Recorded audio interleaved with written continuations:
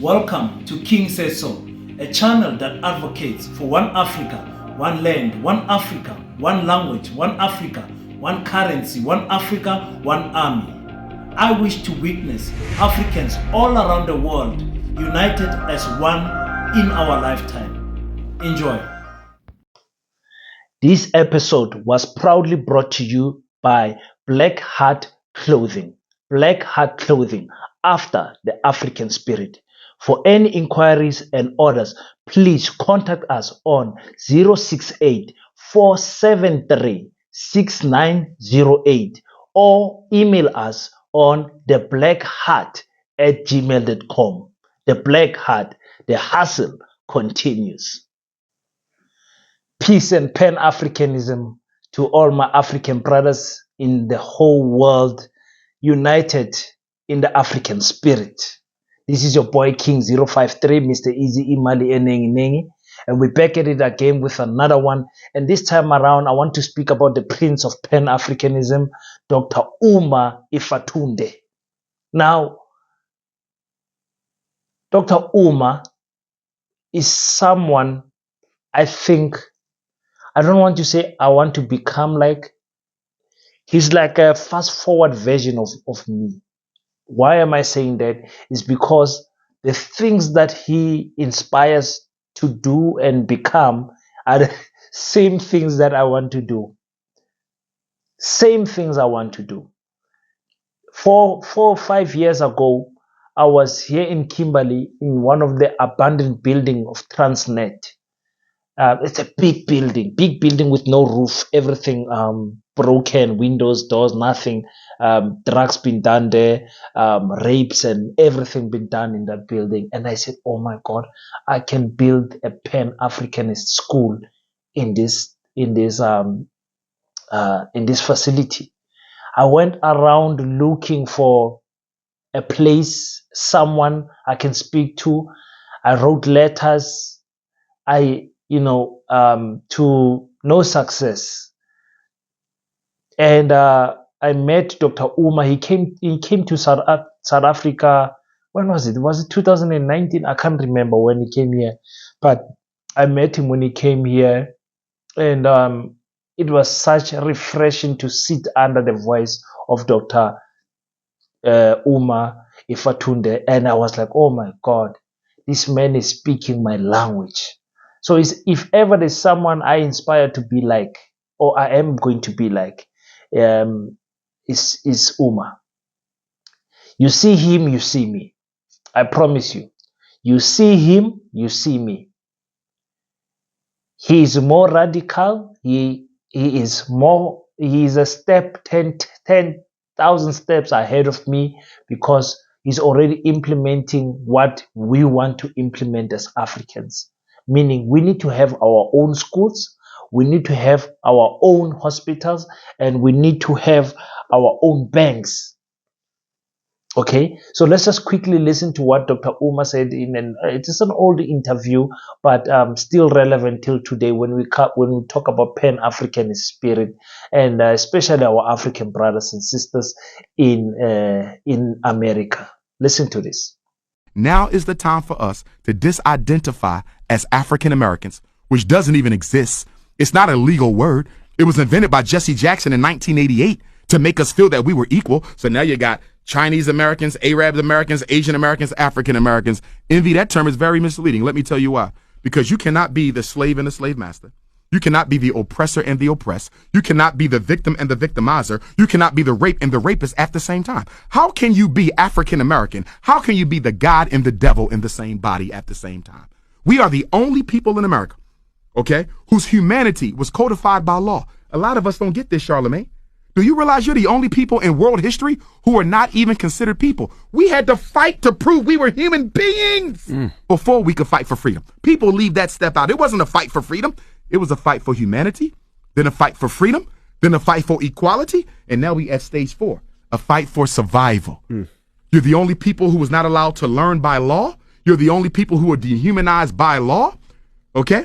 And you are the only people who the world benefited from your enslavement and did nothing, absolutely nothing about it, but the entire world benefited from you. So black people don't owe no explanations to nobody. They owe them to us. But before they can be external reparations, there has to be internal reparations, which is what I think y'all hitting at. Yes, we know white America owes us, but you'll never get from the outside until you do from the inside first. As we complain and beg for money, we gross $1 trillion a year. Do you know what? We're the 10th richest nation on the face of the earth. We spend there's only $1 trillion a year. There's only 9 nations in the world that make more money than blacks in America. So why we ain't got our own schools? Why we ain't got our own hospitals? Where are our banks? Where are our supermarkets? Where are our You just broke down why? Yeah, exactly. Yeah. Lack of access to wealth. But the other thing, at the end of the day, none of us progress unless we all progress. Which is why I say what must be done for black people has to be done by blacks. This is exactly why it must be us. Because whenever you let non-Africans into the organization, we will automatically start looking to them, Envy, for support and help and assistance. This got to be done by us. Self-determination. Let's end with a concrete solution. Concrete solution is number 1, we have to march on the White House. Number 2, we have to march on the United Nations. Number 3, we're going to have to march on the African Union. And number 4, we got to build black banks. Without black banks, you're not going to be able to finance a black infrastructure project within the black community. We have to build new black Wall Streets. And the way you do that is through black banks. So we all got to take our money out of all the major banks, put them into a black bank, and now we all have access to the capital we need. That's what Killer Mike Racism saying. can only affect you to the extent that you are dependent on white folks for your survival and livelihood. And there you have it. My man, Dr. Umar Johnson. Always great talking to you, bro. Thank you, my brother. Now, I don't know how many times have I made the noise to say, we Africans must stop giving our newborn children white names. I have made a noise about this. So stop giving your children white names. Stop making the apartheid system work in your mind without apartheid being there physically. The apartheid system, the chains were broken, but the mind is still captivated with this nonsense of us giving our children white names. Then we want to hide behind religion and say, no, it's a Christian name. No, hell no. Stop that nonsense. Dr. Umar Johnson, Dr. Umar was, his surname was Johnson in the beginning. And there's a rich lineage in American politics and Pan-Africanism movement. But he changed it to Ifatunde. Imagine an African in America doing that, but Africans in Africa failing to do that. We are still giving our children white names. Oh my God. It pains me to hear your child's name is John, Joshua, Peter. Oh, no man, leave those people alone. Leave those people alone. They are nowhere connected to the lineage of your family. Nowhere. I understand we are spiritual people. We are religious people. I understand that. But as Africans, can we give our children African names? We've got so many beautiful African names. So many beautiful African names. But what Dr. Umar is saying is very important. What needs to be done for Africans must be done by Africans. This nonsense of BRICS, this nonsense of AGOA, this rubbish where we have to include our colonizers to help us build, we will never be truly free as long as we are doing that as Africans. My African brothers and sisters, it took time for us to get freedom, because independent we never got. There isn't a single country in Africa, even Ethiopia, that can claim independence from the Western world and the European, the Western, the East nonsense, the impact that they have on our economy in terms of the GDP wise. No African country can claim independence from the rest of the world. So in getting our freedoms, the independence is going to take time. But we have not even started with the first 10 steps as Africans. No African country owns its own bank. its own reserve bank. No African country has got truly a fully fledged educational system that is pro-African. Yeah, we do have some Pan-African institutes here and there. We saw in Kenya recently being launched. Beautiful work, but it shouldn't start at a higher tertiary level. It shouldn't start there. It should start at kindergarten. It should start in preschool. That's where you start colonizing and not colonizing, trying to brainwash the mind and and what's the word I'm looking for? You guys know English better than me. Conditioning the mind. That's the word I'm looking for. Conditioning the mind. You start at a very early age, because when you start at varsity level and college level, the system has already filtered who is going to get there. Many would have died. Many would have, there's so many things that happens between primary school and high school and tertiary school. What about this gap here? You understand what I'm saying? I want to see an educate. That's where I want to start. Unlike Dr. Umar Ifatunde, I want to start at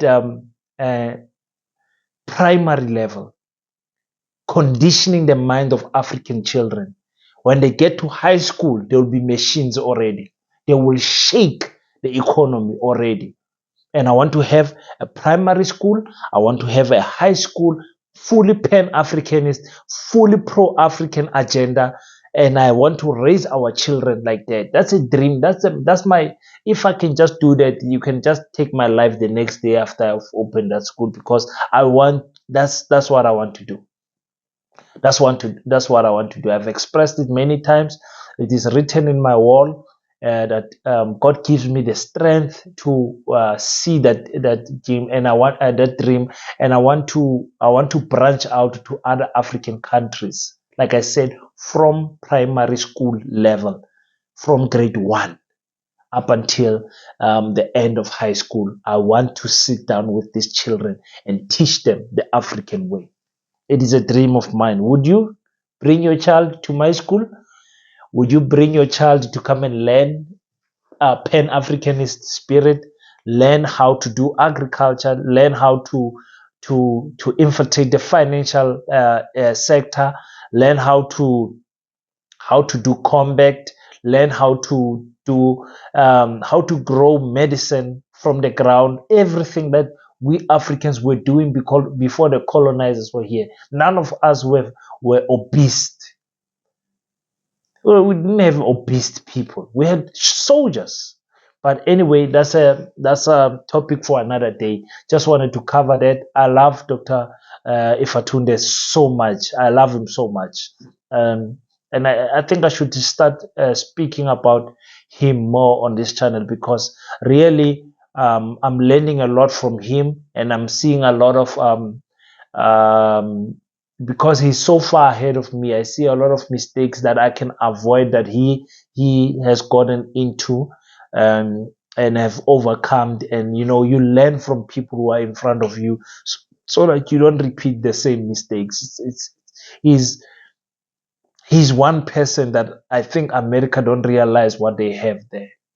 He's big, that guy. He's big. Anyway, until we meet next time, guys, we are trying to hit this 10,000 subscribers. Some of you are watching the videos, you love the content, you are always here, but you're not subscribing. African child, subscribe. It's free. You don't pay anything. And please spread the African love wherever you are. Until we meet next time, don't forget to pray. And after you pray, stand up and go do your best so that God can do the rest. I salute you.